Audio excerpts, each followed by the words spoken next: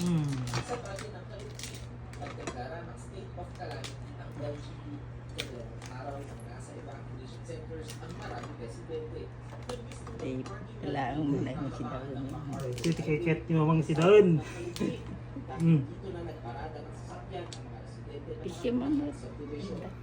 Ayon sa Bulacan Disaster Risk Reduction and Management Office, apektado pa rin ang baha ang Hagogoy, Gusto daw niya ng crab. Moros, Bulacan, Maritao, Bukawi, Pulidan.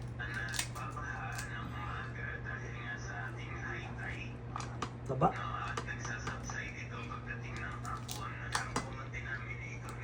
Kahit ko dinadaraan tayo.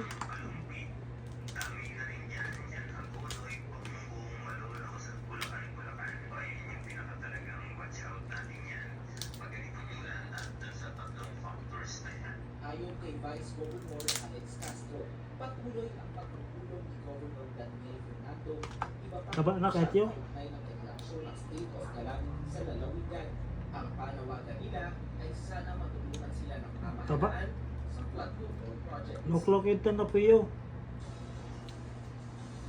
Kabayan, kapakita ka na yung sitwasyon sa inyo dito sa kinakakaiwan o sa barangay Iba o Estates. Nagdawat kayo na po yun. Aabot sa government hanggang district itong kinakatayuan po. Pero kapag dire-diretso ka dito kabayan, sa Northville na isa ito sa pinakamababa at madalas na binabaha ng barangay dito ay aabot na from East Deep hanggang sa Chesapeake Town, ibig sabihin hanggang sa 12 o'clock yun. Ito na po yun. ang tubig baha. Kailangan kung papansin mo kabayan, yung mga residente dito ay nakatambay na o kasama na nila yung mga bangka na gagamitin nila para yung sa pagpasok sa barangay at aabot yun sa 250 hanggang aabot ng Katok lang ito yun. Ikaw na.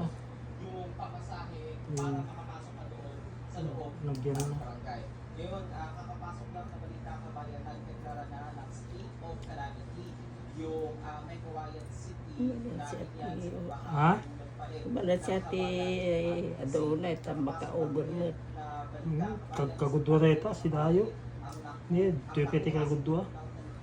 Sa bayan ng Bulacan, Over kayo ano. Pinarmay kayo. Sida kasta. Hindi na over. paano siya? Yan muna yung pinakamuling balita dito sa Bulacan. Palisin mo kabayan.